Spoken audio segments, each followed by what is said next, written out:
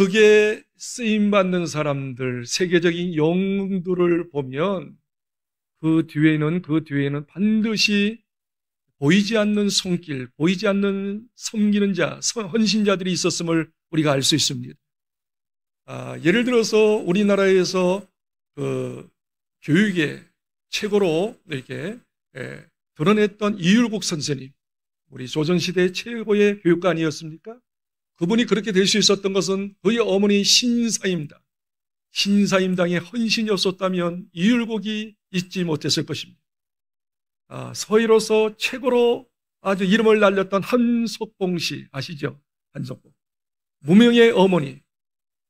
비록 글은 모르지만 그 아들을 위해서 온갖 모든 것을 힘을 썼던 어머니. 한석봉에게 어느 날 이제 한석봉이가 집에 찾아왔습니다. 너가 얼마나 서희를 잘 쓰는지 한번 테스트 해보자. 나는 떡을 썰 테니까 너는 한번 서희를 한번 써봐라. 불을 다 꺼놓고 서희를 쓰기 시작합니다.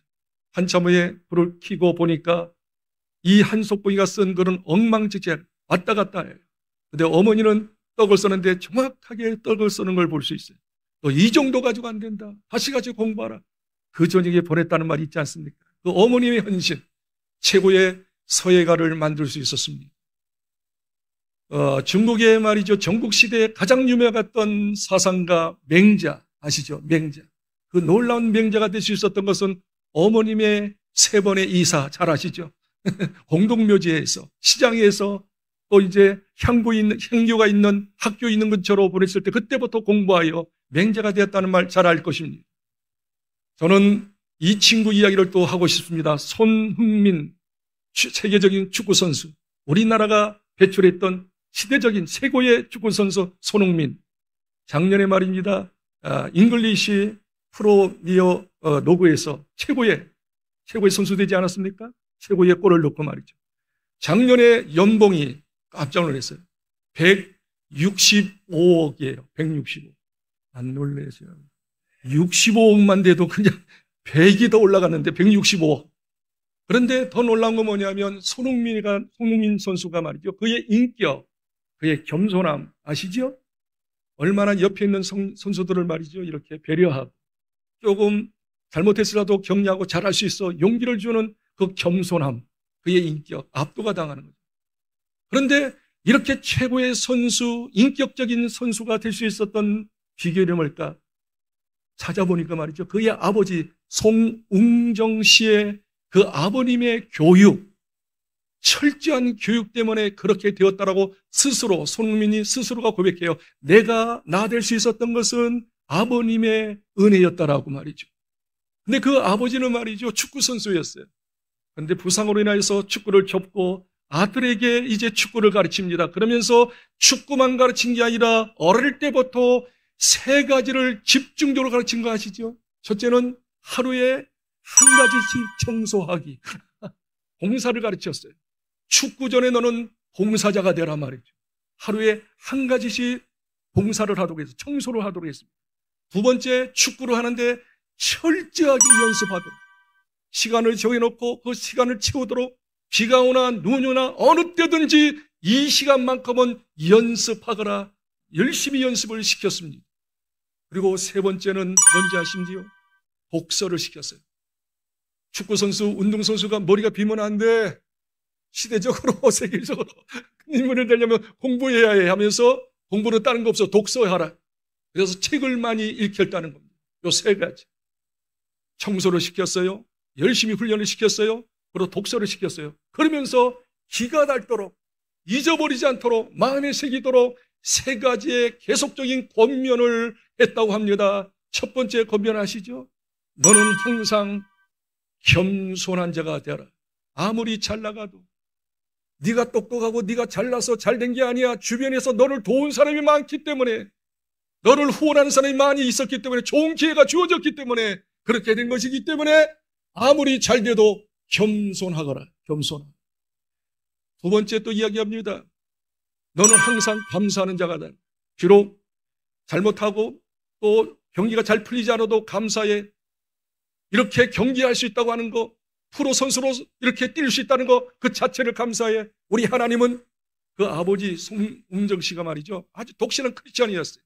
참 열심히 기도하는 독실한 크리스찬이었는데 그가 이야기합니다. 아무리 어려워도 감사하는 자가 되라.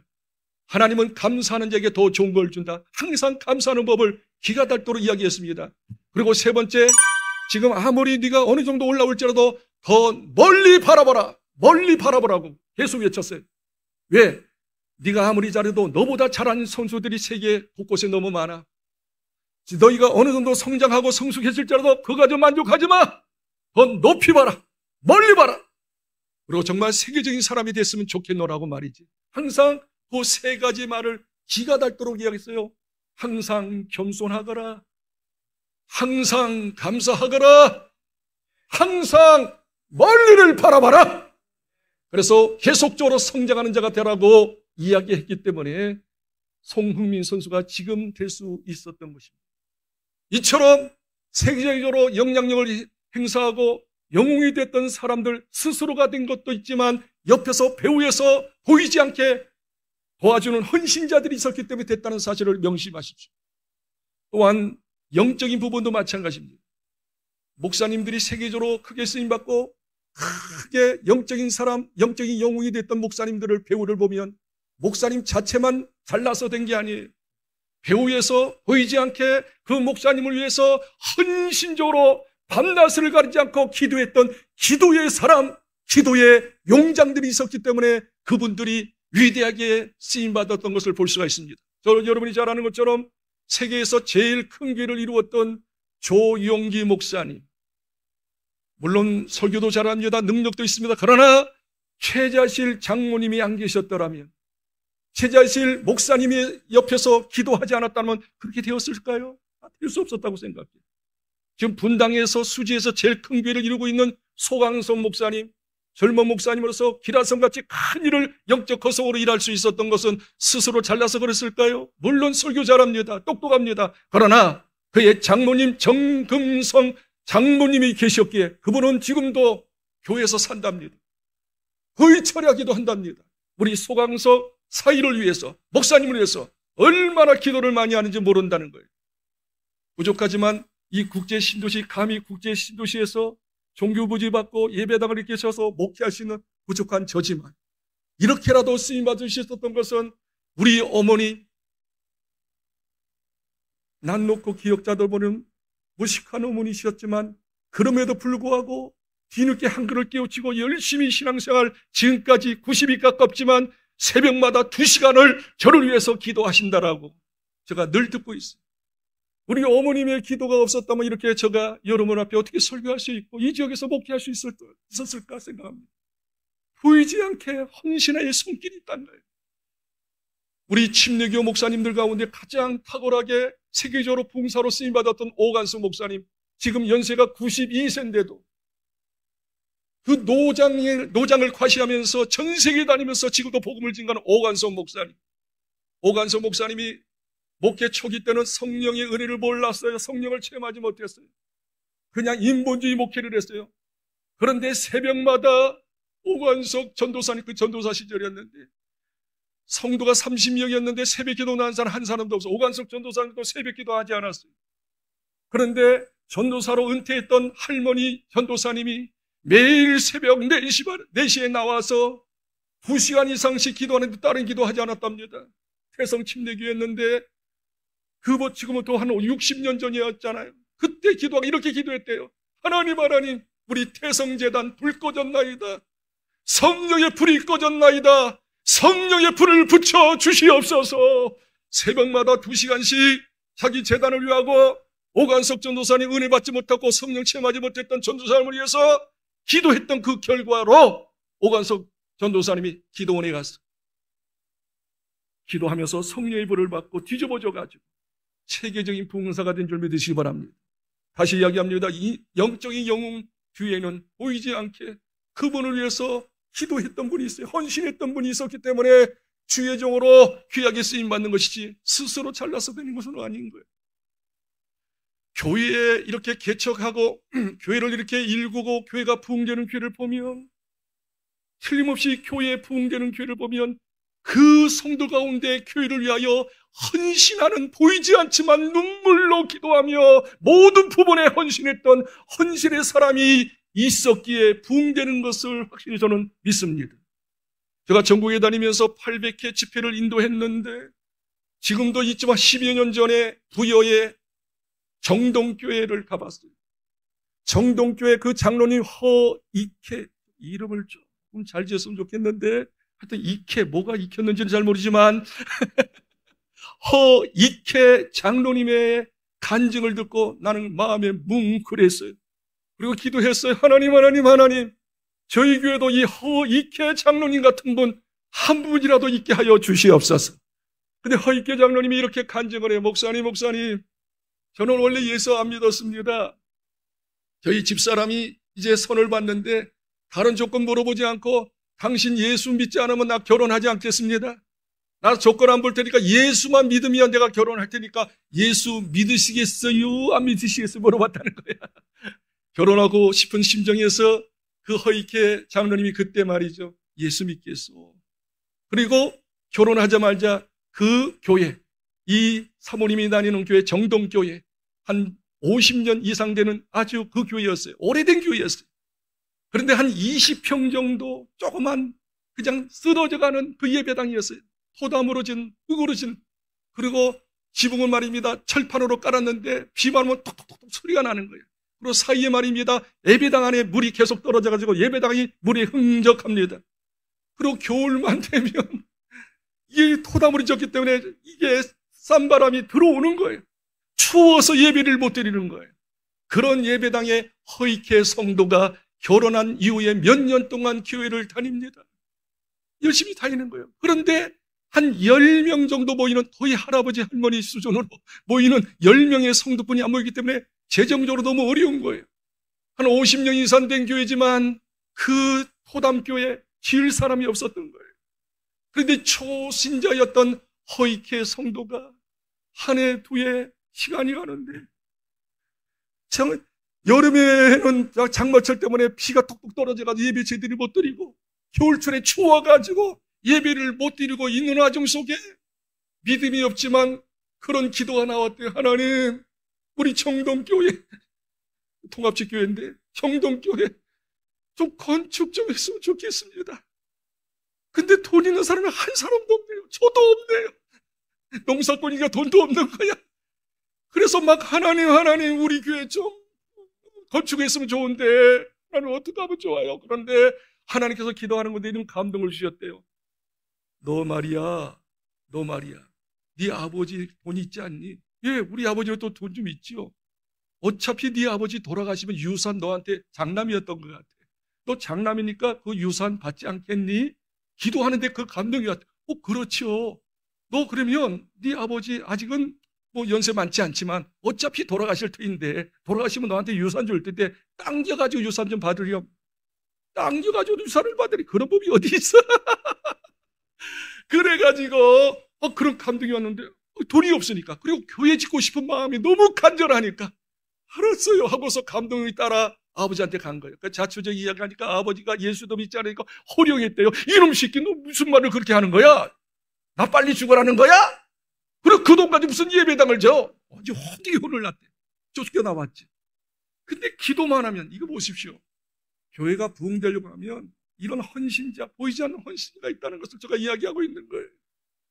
기도만 하면 또 건축, 피는 새고 찬바람 들어서 10명은 늘지도 않고 돈 있는 사도 없고 젊은 사람은 자기 혼자인데 말이지. 계속 부담이 오고 부담이 오는데 죽겠더라는 거야. 근데 또 하나님께서 감동해. 네 아버지한테 또 가봐라. 감동이니까 또 가가지고 또 이야기가 또 쫓겨나오고 그 여러 번이었대요. 하도 아버지한테 가서 사정하니까 자녀 이길 부모 없잖아요. 그러니까 이 아버지가, 야, 알았어. 네가 원한다면 네 당겨가지고 유산을 주마. 지금도 한 45년 정도, 50년 가까이 되는, 45년 정도 되는데 200만 원, 큰 돈이죠. 200만 원을 준 거예요. 그래서 50평을, 예쁘장의 벽돌 예배당을 또 사택까지 50평을 예쁘게 줬어요. 한 100명 정도 들어가는 예배당을 줬어요. 그 짓고 나는데 덩실덩실 춤을 췄다는 거예요. 이 허이가 장로님이. 하나님, 부족하지만 이 정을 들어서 이렇게 예배당을 칠 수 있다니, 이 시골에 말이요, 산상시골인데 감사합니다, 영광. 그런데 기도를 하는데 말이죠, 예배당 10명이야. 예배는 저도 10명. 이게 이렇게 50평을 전왔는데 이게 10명 가지고 안 되잖아. 그래서 하나님께 기도했어요. 하나님, 우리 교회 부흥시켜주세요. 우리 교회 부흥시켜주세요. 그런데 성령께서 감동을 주신대. 네가 살고 있는 지역은 시골 아니니? 약국도 없고 병원도 없고 의원도 없고 한의원도 없고 아무것도 없지 않니? 그렇죠. 그럼 아픈 사람은 어떻게 해? 네가 침을 배워가지고 이거 보세요. 이렇게 보세요. 성령께서 이렇게 구체적으로 가르쳐 주더라. 너 침을 배워가지고 너 시골 사람들 가운데, 노인들 가운데 아픈 사람 생기지 않겠니? 가가지고 침을 줘. 그 침을 주면서 기도해 줘. 그리고 나으면 예수님이라고 해. 침을 배우라는 거예요. 한 번도 침 배운 적, 침이라는 것은 몰랐는데 기도하니까 어떻게 지혜를 주세요? 여기 부여에 말이야, 침 잘 놓는 사람이 있더라. 한번 찾아봐라. 찾아보니까 목사님이 침을 잘 놓는 거예요. 그 지역에. 그 목사님한테 가가지고 자체적으로 다 이야기하는 거예요. 침 좀 배워주세요. 그 목사님이 배워줘. 그리고 배워가지고 침을 놓는데 이 석연치 않는 거야. 신통치 않아. 그 목사님이 조금 침을 그냥 그렇게 놨는 것 같아. 그래, 너무 마음이 안 들어가지고, 하나님, 그럼 침이 잘 안 들으네요. 안 났네요. 어떡하면 좋아요? 하나님, 기도하는데 하나님 있어도 감동을. 너 서울에 말이야, 침수라는, 침수라는 데가 있다. 학원이 있다. 학원 가서 배워라. 알고 보니까 말이요, 저쪽 청량리 쪽에 말이요, 고려 침술이 있는 거예요. 학원이 있는 거예요. 거기 간 거 아니에요. 그래서 몇 달 배워가지고 전문가의 침술자기가 돼버렸어요. 그리고 난 다음에 기도하면서 아픈 사람에게 침을 놓는데 어쩌면요, 낫는 역사가 막 일어나는 거야. 그리고 기도해주고 교회 나오라니까 한 사람, 두 사람 하는데 몇 년 안 가서 그 50평이 꽉 100여 명이 모이게 된 거예요. 아멘만 하지 말고 이럴 때는 박수로 영광을 돌렸으면 좋겠는데. 부흥이 된 거야. 그래가지고 2차 예배당을 다시 짓는 거 아니에요. 100평 정도. 그리고 세 번째까지 이 장로님이 짓게 됐는데 거의 반 정도 헌금을 함으로 그 교회를 아름답게 예배당을 건축하고 지금은 한 300명 모이는 이제 큰 교회로 성장한 교회가 되었었어요. 그 이면에는 딱 한 사람, 허익회 성도, 초신자의 감동을 일으켰어요. 그 현실적으로 그렇게 함으로 최고의 교회가 된 줄 믿으시기 바랍니다. 여러분, 교회가 부흥되려고 하면, 아니 담임 목사가 더 하나님께 쓰임 받으려고 하면, 교회가 이 시대를 살리려고 하는 교회가 되려고 하면 이렇게 보이지 않는 헌신자들, 섬기는 자가 있어야지만이 그렇게 되는 줄 믿습니다. 오늘 임직 예배를 드리는데 바로 이런 임직이 될 때 우리 교회는 탁월하게 이 지역을 살리고 지역을 살리고 아멘 좀 하소. 민족을 살리고 아멘, 세계를 살리고 시대적인 교회가 되는 것이죠. 그냥 집사가 되고 뭐 그렇게 했다고 해서 본사가 됐다고 해서 그냥 예배만 참석하고 그러면 안 돼. 더 헌신적으로 해야 합니다. 기도해야 합니다. 그래서 여러분을 통해서 우리 교회가 시대적인 교회, 부족하지만 시대적으로 쓰임받는 주의 종이 되게 될 줄 믿습니다. 그런 교회가 되기를 주의 이름으로 축복합니다. 성경에서도 이렇게 이야기하고 있어요. 잘 들어보세요. 성경에서 이렇게 강조하고 있어요. 요한복음 16장 24절 한번 비춰주시기 바랍니다. 요한복음 16장 24절 다 같이 한번 읽어보세요. 시작. 내가 진실로 너희에게 이르노니 한 알의 밀이 땅에 떨어져 죽지 아니하면 한 알 그대로 있고 죽으면 많은 열매를 맺느니라. 예수님이 친히 말씀하신 거예요. 여기 한 알의 밀이 있다 그거예요. 생명체 밀이 있는데 그냥 있으면 아무 열매 맺을 수 없다. 땅에 들어가서 썩을 때, 섬길 때, 헌신자가 될 때 30배, 60배, 100배 많은 열매를 맺을 수 있습니다. 이사야서 60장 22절에 놀라운 하나님께서 이렇게 우리에게 비전을 허락합니다. 한번 또 읽어볼까요? 이사야 60장 22절. 그 작은 자가 1000명을 이루겠고 그 약한 자가 강국을 이룰 것이라. 때가 되면 나 여호와가 속히 이루리라. 나는 이 말씀을 늘 마음에 새기는 거예요. 비록 소수지만 적지만 이렇게 이야기합니다. 작은 자가 1000명을 이루겠고 약한 자가 강국을 이룰 것이라. 우리 교회가 적게 시작해서 이렇게 또 부흥되게 하셨고 요번은 임직자를 세움으로 더 강국이 되는 이 지역을 살리는 왕성하게 일어나는 부흥의 역사가 임할 줄 믿습니다. 성경은 예수님께서 이렇게 이야기합니다. 누가복음 13장 21절에 여기 보십시오. 누룩이 있어요. 그 누룩이 말입니다. 그 밀가루 통에 들어가면 밀가루를 완전히 부풀려가지고 이만한 밀가루지만 어떻게 해요? 누룩이 들어가면 이만한 밀가루가 부풀어 오르는 것처럼 소수지만 보이지 않지만 소수의 헌신자를 통해서 교회는 어떻게 꿈틀꿈틀 거리면서 부풀어오기 시작하고 붕디기 시작해서 이 지역뿐만 아니라 세계를 살리는 시대적인 교회가 될 줄 나는 믿습니다. 저는 참으로 부족한 종입니다. 아무리 생각해봐도 부족한 종이에요. 그러나 지금까지 이렇게 목회할 수 있었다고 하는 거 하나님의 기적적인 은혜고 어머님의 기도였고 여러분 요번에 여러분 임직자들이 저를 위해서 부족하지만 기도한다면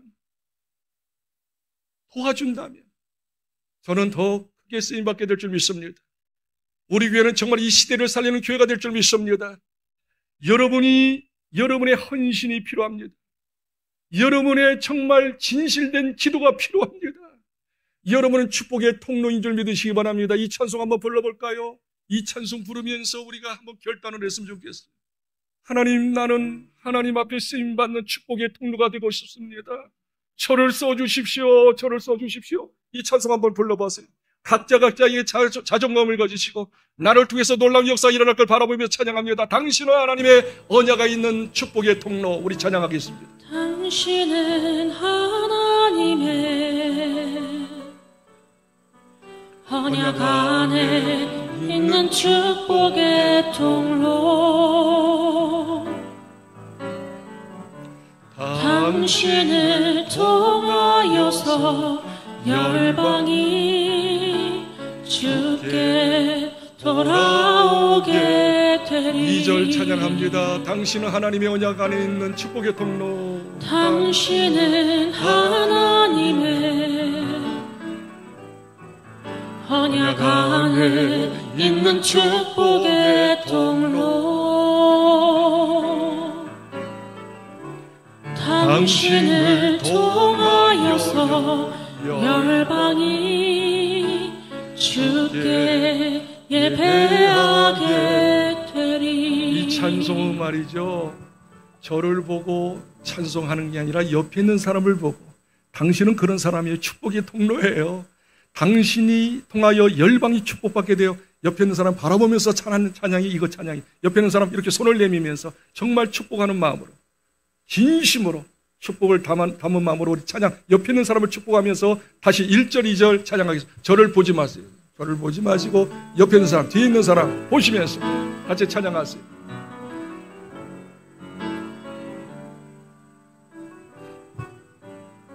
당신은 하나님의, 옆에 있는 사람 보시고, 언약 안에 있는 축복의 통로. 당신을 통하여서 열방이 주께 돌아오게 되리. 2절 당신은 하나님의 언약 안에 있는 축복의 통로.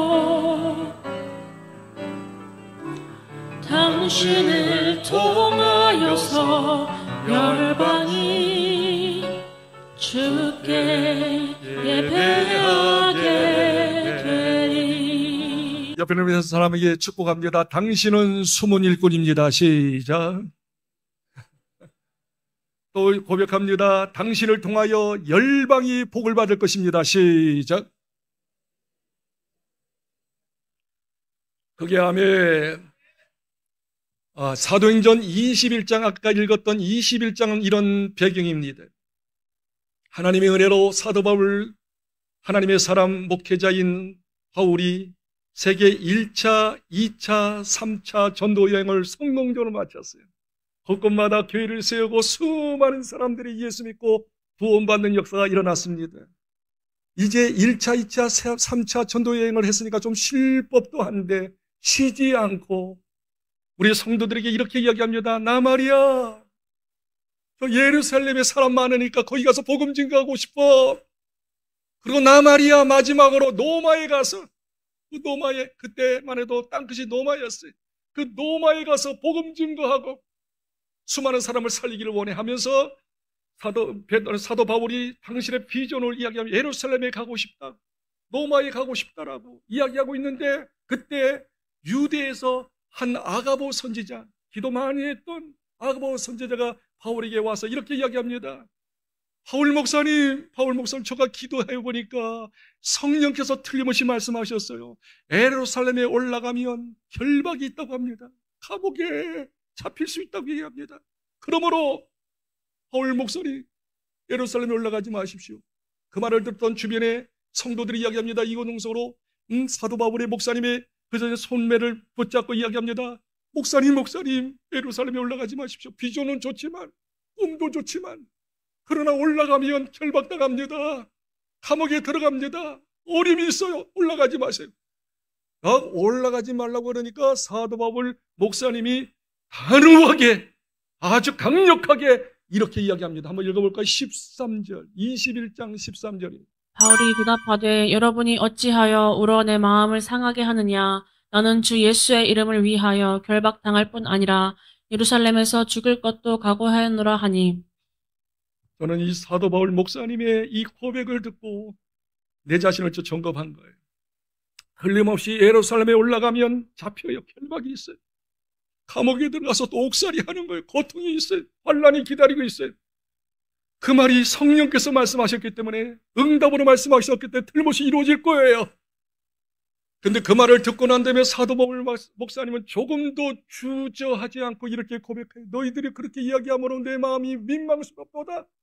마음이 번민이 된다. 그러나 그런 말 이제 절대 하지 마. 나는 내 마음에 결심했단다. 예루살렘에 가서 결박당하고 심지어 죽을지라도 나는 예루살렘에 올라가서 복음을 증거하기를 원한다라고 그의 결단과 사명감을 꺾을 수가 없어요.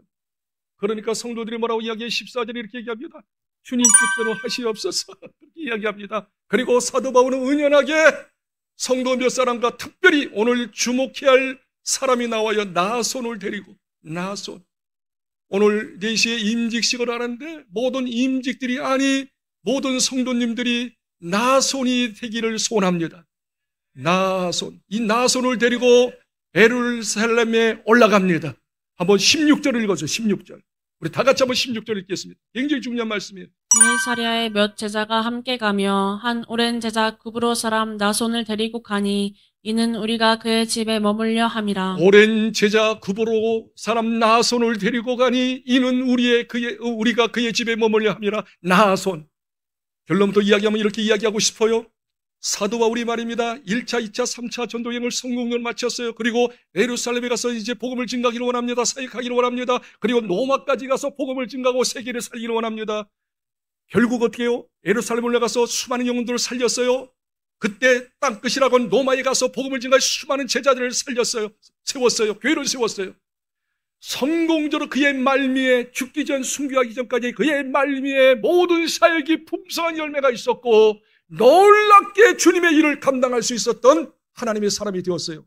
자, 저는 예루살렘의 사역과 로마의 사역에 아름다운 열매를 꽃필 수 있었던 비결은 뭐냐면 바로 한 사람, 나손이 보이지 않게 헌신하고 섬겨주었기 때문에 나손의 힘을 힘입어 예루살렘 사역과 로마의 사역을 성공적으로 마쳤다고 저는 확실히 믿습니다. 저도 이렇게 말씀을 보면서 저를 살펴보는 거예요. 제가 지금까지 오랫동안 목회했어요. 35년을 목회했어요. 4번의 개척을 한 거예요. 89년 2월부터 시작했으니까 35년이 됩니다. 4번의 개척입니다. 그리고 저도 이곳에서 국제신도시 국제소망교회 이곳에서 마지막 사역이라고 생각해요. 이 마지막 사역을 하나님, 사도 바울 목사님이 예루살렘에서, 로마에서 성공적으로 목회를 하고 아름다운 열매를 맺었는데 하나님, 저도 이 말미에 아름다운 열매를 맺게 하여 주시옵소서. 기도하면서 나 혼자 할 수 있노? 내가 설교 잘한다고 능력 있다고 내가 할 수 있노? 나의 힘으로는 안 되는. 바로 나손 같은 인물을 좀 붙여주세요. 저는 이 말씀을 또 묵상을 해봤어요. 나손, 이름이 나손인데 나는 손입니다. 이 손을 내미는 게 이유 뭐예요? 나는 봉사자입니다. 나는 섬기는 자입니다. 섬김을 받는 자가 아니고 영웅 대접받는 자가 아니라 다른 사람을 이 손으로 닦아주고 섬기는 자, 봉사자. 집사라는 뜻이 뭐예요? 디아코노스인잖아요. 디아코노스. 바로 봉사자, 섬기는 자. 나손, 나는 손입니다. 항상 주변의 사람에게 이야기하십시오. 여러분의 이름을 이야기하죠. 나는 손입니다.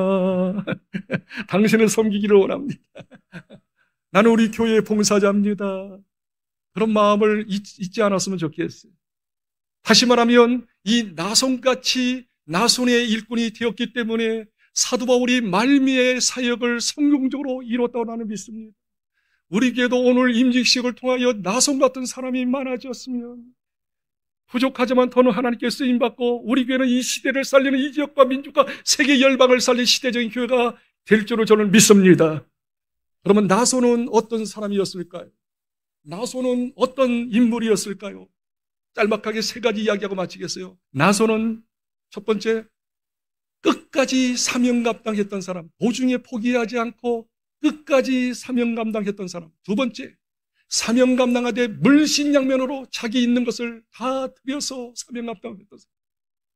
마지막 세 번째는 뭔지 알아요? 절대로 시험 들지 않았던 분이 나손이었어요. 다시 이야기할게요. 나손은 어떤 사람이었어요? 끝까지 중단 없이 끝까지 사명 감당했던 사람이다. 제가 은퇴할 때까지 계속 하시길 바랍니다. 아멘을 안 하시는 분이 있는 것 같은데. 두 번째는 뭐냐? 물신양면으로 자기 있는 거 가지고 최선을 다해서 섬겼던 사람. 세 번째 사람은 교회 안에, 여러분, 교회 안에 우리 다 사람들이잖아요. 사람들이기 때문에 인간의 모습이 비춰질 수 있어요. 문제가 생길 수 있어요. 그러나 나손만큼은 절대로 시험 들지 않고 모든 것을 잘 극복했던 사람이 나손. 끝까지 그렇게 섬겼기 때문에 사도 바울이 그 나손을 힘입어서 끝까지의 사역을 감당할 수 있었던 것입니다. 첫째, 나손은 어떤 사람이었습니까? 끝까지 사명 감당. 오늘 본문 말씀 16절을 다시 한번 읽겠습니다. 16절.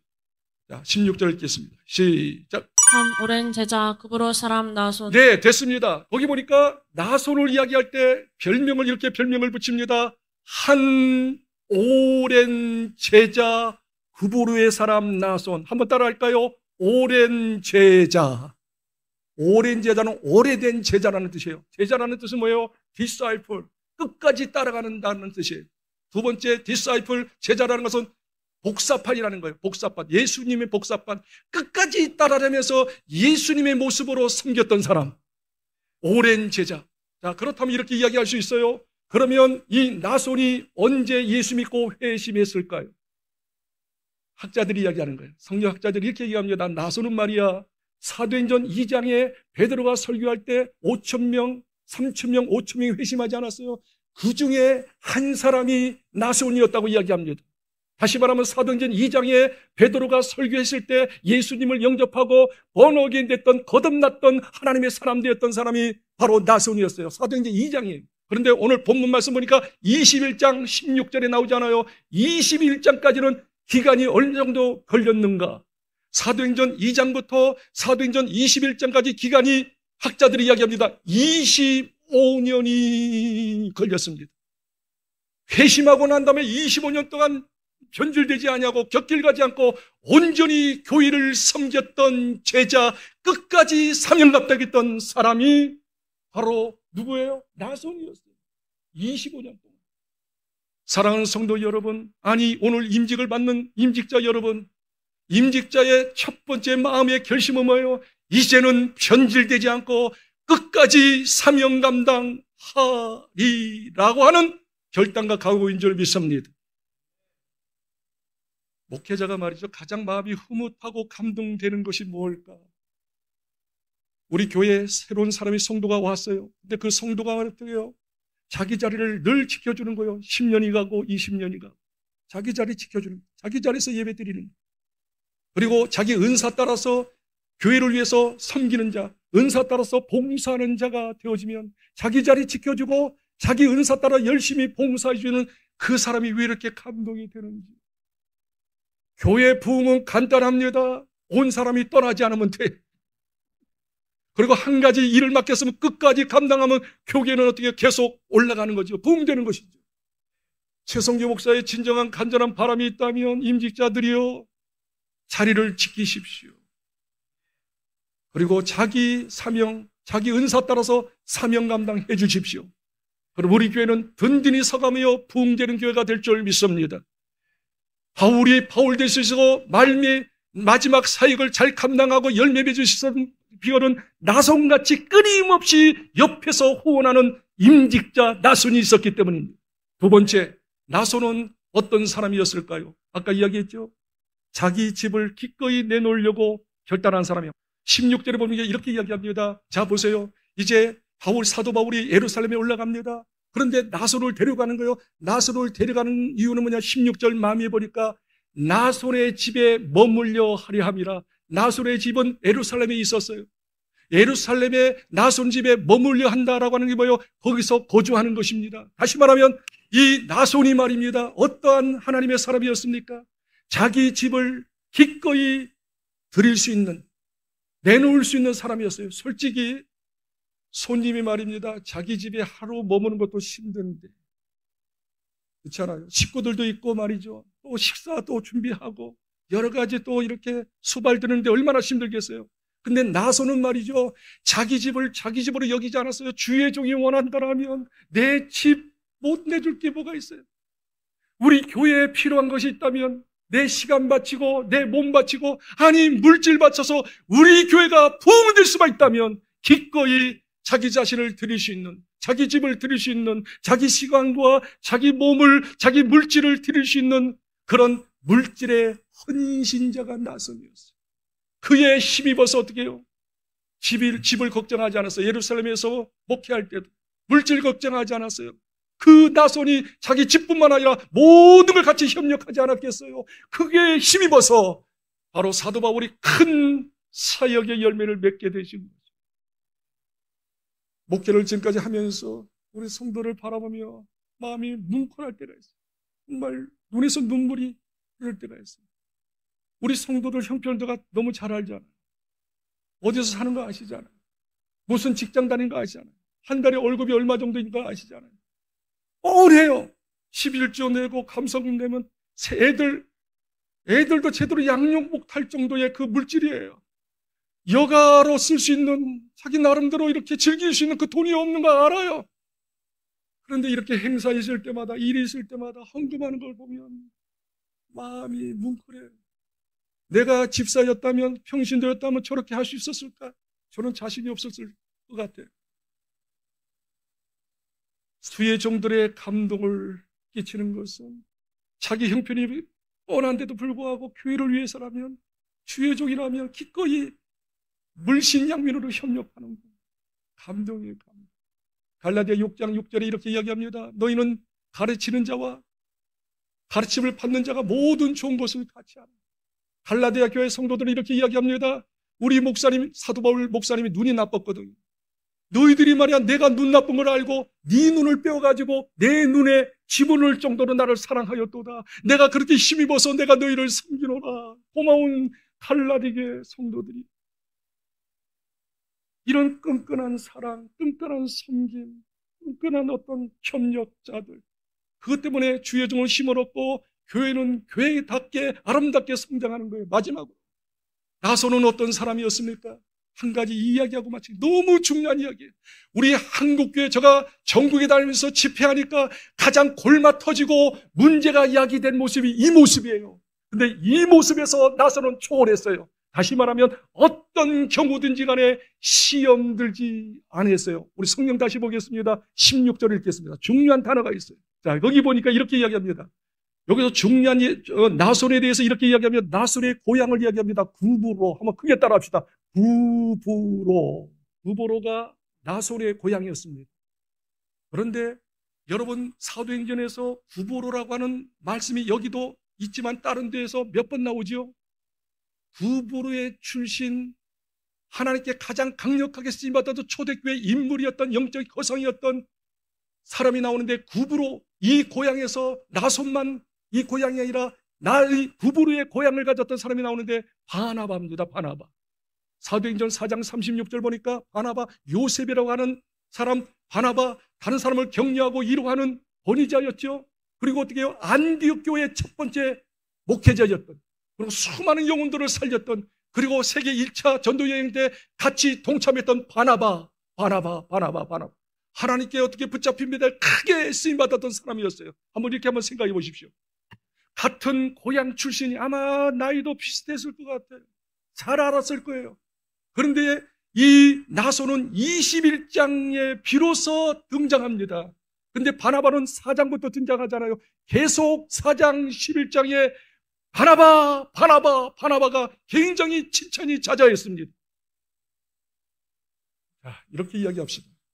우리 한국 사람에게 가장 결점이 있다면 무엇일까요? 한국 사람들은 말이죠. 다른 사람 잘 되는 것에 있어서 겉으로는 좋아하죠. 양반 사람들이기 때문에. 그런데 속에는 배가 아파하는 거예요. 시험이 들어요. 그래서 사촌이 땅을 사면 배가 아프다고 잘해요. 근데 세상 한국 사람들만 다른 사람이 잘 되면 정말 축하해주고 높여주고 인정해 주지 못하는 것이 아니라 예수는 믿었어도 구원은 받았어도 하나님의 자녀가 되었어도 교회 안에서 다른 사람이 잘 되게 되어지면 열심히 또 신앙생활하고 뭐 은혜 받았다 복을 받았다 막 간증하면 겉으로는 축하해 주는데 마음속에 시험이 들지 않나요? 저를 점검해 봤어요. 최 목사 솔직히 한번 이야기해봐라. 너 주변에 교회들 많잖아. 이 교회 말고 저쪽 교회에 있을 때 교회 많잖아요. 개척교회들이 얼마나 많아요. 근데 들리는 소문에 옆 교회가 막 부흥된다는 거예요. 새 신자가 4명 왔다는 거예요. 재정이 올라갔다는 거예요. 막 잘 되는 소식이 들려요. 근데 우리 교회는 똑같아. 우리 교회도 잘 되면 배가 좀 안 아플 건데 말이죠. 그 교회가 막 잘 되고 우리 교회는 안 되고. 근데 배가 안 아파야 하는데 배가 정말 겉으로는 축하해요. 부흥된다며요. 감사하다. 근데 속에는 아주 죽겠는 거 있잖아요. 정말 이상해. 그래서 제가 느끼는 거예요. 야, 이 심보 가지고 어떻게 목회하겠냐. 이게 정말 주의 종 맞냐? 예수님은 말입니다. 이 땅에 와서 겸손하여 다른 사람 섬기고 다른 사람 잘 되도록 다 희생하셨는데 너 주의 종 맞아? 주의 종 주님의 그 제자 맞아? 너무너무 속에 욕심이 많더라고요.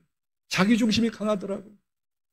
그래서 하나님께 진짜 회개했고요. 이렇게 어느 날부터 이렇게 기도했어요. 하나님, 옆에 교회 있잖아요. 그 교회 부흥되고 부흥시켜 주옵소서. 진짜 많게 없어서. 그래서 그 자리를 채우지 못하면 차고 넘치면 넘치는 사람이 우리 교회 오게 하여 주옵소서.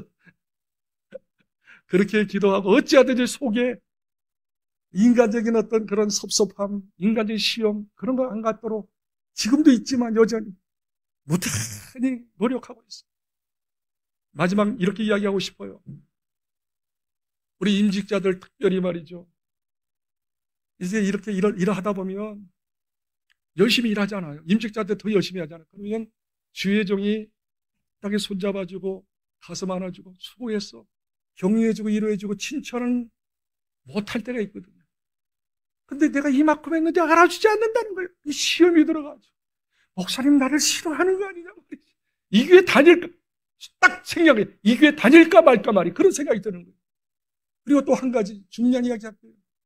나는 이 교회에 다녔는데 몇 년 다니고 이렇게 열심히 봉사하고 그러는데 뒤늦게 왔는데 열심히 하는 새신자가 있단 말이에요. 아이고 헌금도 많이 하는 것 전보이고 막 일도 열심히 하고 전도도 많이 하고 그러면서 그걸 보고 박수쳐. 우리 새신자가 그렇게 열심히 하네. 우리 교회 보면 되겠네. 할렐루야 하면 너무 좋겠는데 야, 너 왜 이렇게 설치는 거야? 나도 가만히 있는데 너 그럴 수 있어? 너무 설쳐. 은근히 마음의 시험이. 저가 그랬다니까. 옆에 교회 잘 되는 소리 들으니까 좋지 않더라고. 그러니까 우리 한국교회 성도들이 어쩔 수 없어. 한국 사람이 그러니까, 토종이 그러니까 그런 섭섭한 마음이 많이 들어요. 왜 개척교회가 많은 줄 아시죠? 몇 명 안 모이는데 또 마음이 안 맞아가지고 우리끼리 모여서 예배 드리자 해서 개척교회 가고 마음이 안 맞아. 섭섭한 게 맞는 거예요. 우리 교회 말이죠. 소보토 이시하여 임직자들이요 모든 성도들이요 마음에 안 드는 부분이 많아. 내 생각하고 좀 틀리는 것 같아 교회가. 그럴 때 어떻게 해요? 다 잘 되자고 하는 건데 다 그럴 수도 있지 뭐. 이 나손처럼 다 받아주고 할렐루야 끝까지 시험 들지 않았겠어요? 사도 바울의 큰 일을 감당할 수 있고 큰 교회를 세운 것처럼 우리 교회가 우리 교회 잘 될 수 있는 비결, 정말 이 시대적인 교회가 될 수 있는 비결, 저부터 이시하여 모든 성도들이여 마음을 좀 넓게 가지시기를 바랍니다. 어떤 경우든지 어떻게 시험 들지 않고 기쁨으로 받기를 주의 이름으로 축복합니다. 초대교회도 말입니다. 시기와 다툼이 있었어요. 그래서 빌립보서 2장 14절에 단호하게 이야기하는 거예요. 너희들은 어떤 경우든지 시기와 다툼으로 하지 마라. 한 마음을 품어라. 그리고 다른 사람을 나보다 더 낮게 여겨라. 높여라. 할렐루야. 그래서 그리스도의 마음을 가지고 그렇게 하라고 황독하게 사도 바울이 늘 부탁함으로 교회가 봉합이 되어지고 교회가 잘 되는 역사가 일어난 것입니다. 그렇습니다. 오늘 나손, 다시 말합니다. 나손, 내가 손입니다. 나는 봉사자입니다. 나는 섬기는 자입니다. 할렐루야. 할렐루야. 끝까지 오랜 제자, 끝까지. 자기 집까지 최선을 다하여 물신양면으로 섬기는 자. 그리고 구보로 자기보다 더 탁월하게 하나님의 일을 열심히 하고 잘 되어지고 인기 있는 그 바라바를 보고 시기하지 않고 그 사람을 인정하고 자기 맡겨진 일을 충실했던 사람, 그 사람 때문에 사도 바울이 생겼던 것이죠. 모든 하나님의 일이 잘 되었던 것, 이런 은혜가 저와 우리 교회에 충만히 임하기를 주의 이름으로 축복합니다.